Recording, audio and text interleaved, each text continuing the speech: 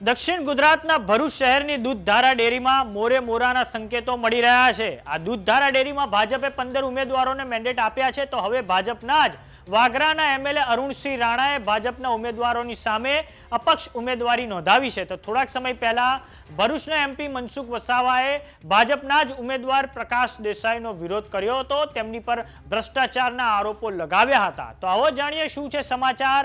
નમસ્કાર, જમાવટ સાથે હું છું પાર્થ।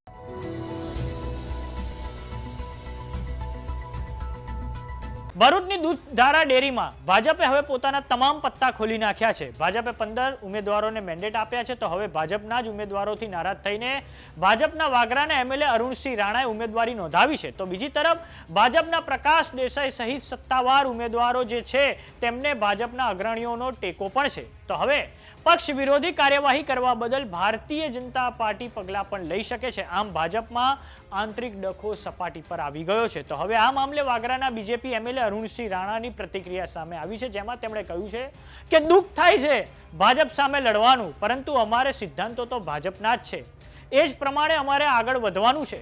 મારે કોઈના આક્ષેપમાં એટલા માટે નથી પડવું કેમ કે ભારતીય જનતા પાર્ટી સત્ય ઉજાગર કરશે જ। તો આ સાંભળો વાગરાના બીજેપી એમએલએ અરુણસિંહ રાણાએ શું કહ્યું છે। અમૂલમાં દૂધ ભરવા જવું પડે એ બધાના લોકો, બધા જ જિલ્લાના લોકોની માગણીને માન આપીને દુઃખ થાય છે ભાજપ સામે લડવાનું, પણ ભાજપ સાથે નથી લડવાનું।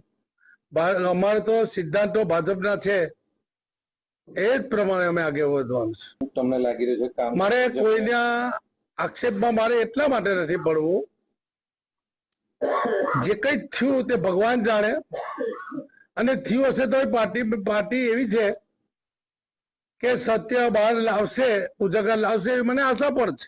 બીજી તરફ પ્રકાશ દેસાઈની પ્રતિક્રિયા સામે આવી છે, જેમાં તેમણે કહ્યું છે કે જો પાર્ટીમાં એવું લાગતું હોય કે પ્રકાશ દેસાઈને ખોટો મેન્ડેટ આપવામાં આવ્યો છે તો બીજેપીનો આ નિર્ણય છે, તેમ છતાં એવું લાગતું હોય તો બીજેપી બીજા કોઈ પણ વ્યક્તિને મેન્ડેટ આપશે તો અમે તેને જીતાડવા માટે પ્રયત્નો કરીશું। તો આ સાંભળો દૂધધારા ડેરીમાં ભાજપનો ઉમેદવાર પ્રકાશ દેસાઈએ શું કહ્યું છે। તો એમને કદાચ એવું લાગ્યું કે પ્રકાશભાઈને ખોટો મેન્ડેટ આપ્યો છે, પાર્ટીનો નિર્ણય છે, તે છતાં એવું લાગતું હોય તો મારો ઉંમરના ધોરણમાં ભારતીય જનતા પાર્ટીની વિચારસરણી વાળા બીજા કોઈ પાર્ટીના કાર્યકર ઉમેદવારને એની મેન્ડેટ બદલીને આપે તો હું એને તન મન ધનથી જીતાડવાના પ્રયત્ન કરીશ, એમના આદેશને હું માથે ચડાવીશ। સાથે સાથે એમણે બીજી પણ એક વાત કરી છે કે ભાઈ એક વ્યક્તિને એક હોદ્દો, હું એ વાતને પણ સલામ કરું છું, પાર્ટીની શિસ્ત છે, અને મારી ઘરે ભરૂચ દૂધધારા ડેરીમાં મેં ડિરેક્ટરનું ફોર્મ ભર્યું છે, સાથે સાથે હું તાલુકા પંચાયતનો સભ્ય પણ છું।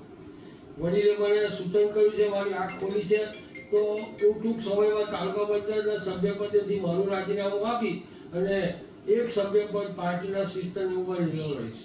પણ સાથે સાથે મારા ઘણા મિત્રો જાહેર જીવનમાં, જે રીતે ભાઈ શ્રી ઘનશ્યામભાઈ પટેલની વાત કરું તો તેઓ પાસે 2 ને 3 હોદ્દાઓ છે। માનનીય વડીલને મેં આજે વિનંતી કરું સાંસદશ્રીને કે આ બાબતે પણ ધ્યાન દોરે। ઘનશ્યામભાઈ પાસે 2 સંસ્થાઓ જિલ્લાની મહત્વની હોવા છતાં તેઓના દીકરા સાગરભાઈ પણ દૂધધારા ડેરીના ડિરેક્ટર રહી ચૂક્યા છે।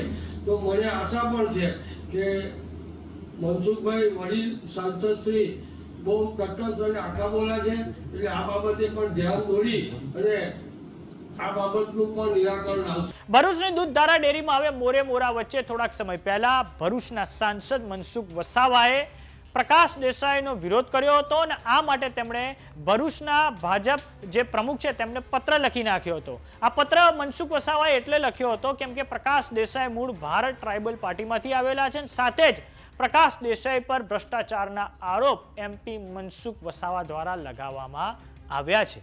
તો આ બાબતે તમારું શું માનવું છે અમને કોમેન્ટ બોક્સમાં લખીને જરૂર જણાવો। જો તમે અમને યુટ્યુબ પર જોઈ રહ્યા તો સબસ્ક્રાઇબ કરો, જો તમે અમને ઇન્સ્ટાગ્રામ અને ફેસબુક પર જોઈ રહ્યા તો ફોલો કરો, સાથે જ અમારી વોટ્સએપ ચેનલ આવી ગઈ છે તેને જોઈન કરવાનું ના ભૂલતા। નમસ્કાર।